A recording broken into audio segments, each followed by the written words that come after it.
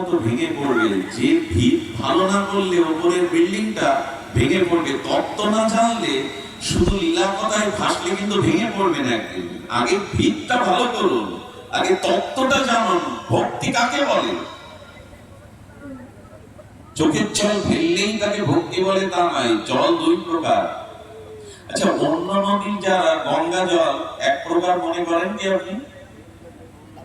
কথা বলুন, মনে করেন? ঈশা নদীর জল আর গঙ্গা জল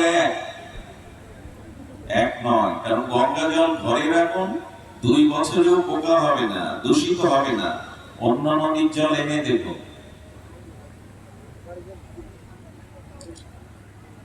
আমাকে একজন প্রশ্ন করেছিল, এই কাল কোলাহলের দিনে, দূষণের দিনে গঙ্গা জল এত পবিত্র থাকে কি করে? রহস্য কি? ওতে তো আমরা ফিটকিরি বা অন্য কোনো মেডিসিন দেই না। এর রহস্য কি জানেন? গোমুখ থেকে, যেখানে গঙ্গা উৎসভূমি গোমুখ, ওই গোমুখে ওখানে একটা ঔষধি অমৃত বৃক্ষ আছে। গঙ্গা ওই বৃক্ষের ছোঁয়া, ঔষধি অমৃতের বৃক্ষের ছোঁয়া নিয়ে আসে। আর গোমুখের ওখানে অনেক যোগী ঋষিমুনিরা তপস্যা করছে। ওদের তপস্যা, ওদের তেজটা, তপস্যার তেজটা গঙ্গা জল মিশে যায়। আর উনি আসছেন তো ভগবান শিবের জটা থেকে, ওটাও বা কম পবিত্র। এই কোলাহলের দিনে, দূষণের দিনেও গঙ্গা অতি পবিত্র।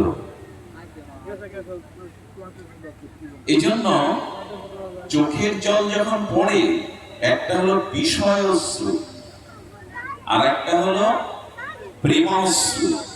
বোঝা গেল? একটা হলো বিষয় অশ্রু। কেমন জানেন? একবার নিমাই সন্ন্যাস পালা কীর্তন করছে এক কীর্তনিয়া। এখন ওই কীর্তনে কীর্তনিয়ারা খুব ভাবাবেশে নিমাই সন্ন্যাসটা বিরহে ওই যে মাকে প্রণাম করছে আর বললেন, মা, পরের মাকে মা বলবো, আর তোমায় মা বলবো না। হে গর্ভধারিণী মা, আর তোমাকে সচিমা বলে ডাকবো না, পরের মাকে মা। এইসব বলছে, আর এক বুড়ি খুঁটি দড়িয়ে জোরে কাঁদছে।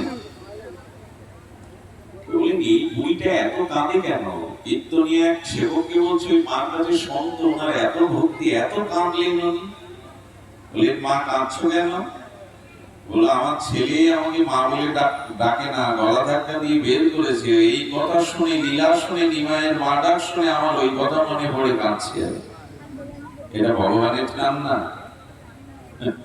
রাধাকুণ্ডে একবার পাঠ হচ্ছে, বুঝলেন তো? পাঠটা তত্ত্বের উপরে, পাঠটা বিরহ রসের উপরে না, তত্ত্বের উপরে পাঠে তো কেউ কাঁদে না। এক বুড়ি দুলে দুলে কাঁদছে। গুরু মহারাজ বলছেন পাঠের শেষে বুড়িকে ডাকতো, ও বুড়িমা, হচ্ছে তো তত্ত্বের পাঠ, এত কাঁদছো কেন তুমি শুরু থেকে? কিছু মনে করবে না, গুরু মহারাজ এই কথাটি বলেছিলেন। বুড়ি বলছে, আমার একটা ছাগল মারা গেছে তাই কাঁদছি। ছাগল মরার সাথে এখানে কান্নার সম্পর্ক কি? আসলে যিনি পাঠ করছিলেন তার মুখে ছাগলের মতো কিছু দাড়ি ছিল, ছোট ছোট দাড়ি। ওই যখন নাড়াচ্ছেন পাঠ করতে করতে, ওর ওই সেই ছাগলের কথাই বারবার মনে পড়ছে। এই কান্নাকে কি বলবে? এটা এটা প্রেমশ্রু নয়, এটা মায়ার অশ্রু। প্রেমশ্রুটা শীতল হয়, আর বিরহের অশ্রুটা তপ্ত হয়। এটা দেখবেন, বিরহ অশ্রুটা তপ্ত হয়। এই জন্য তত্ত্ব জানুন যে ভক্তি কাকে বলে। দেবশিবা নারদের কথা শুনুন। আমরা ভক্তির মহিমা শুনবো, তার আগে তত্ত্বটা জেনে নিন। নারিকেলের ভেতরে যেতে গেলে শক্ত আবরণ ভেদ করতে হবে, যা সবাই পারে না। আম গিয়ে গাছে যে কোনো পাখি খেতে পারে, নারকেল পারবে না। নারকেলের শক্ত আবরণ তুলতে হবে, ওর পরে মালাটাও শক্ত, ওটাও ফাটতে হবে, তারপরে ওর মধ্যে জল, শ্বেত শুভ্র। ওই নারিকেলের ওর থেকে আপনি নাড়ু কত কি করতে পারবেন? ভেতরে যেতে হবে আপনাকে, বাইরের আবরণ ভেদ করে। ভক্তি কাকে বলে? ভক্তি বলে সতী নারী পতি বিদেশে গেলে যেমন নিজেকে আর পরিপাটি করে সাজায় না, বেড়াতে যায় না, আবরণ পরে না, রাত দিন তার সেবার চিন্তায় বিরস বদনে থাকে, ভগবানের জন্য যখন আপনার ঐরূপ দশা হবে, এর নাম ভক্তি। চাতক যেমন গঙ্গার জল, সরোবরের শীতল স্বচ্ছ জল পান করে না, মেঘ দেখলেই মেঘের দিকে চেয়ে থাকে কখন আকাশ থেকে বৃষ্টি নামবে, ওই বৃষ্টির জল ছাড়া মরে গেলেও অন্য জল পান করবে না।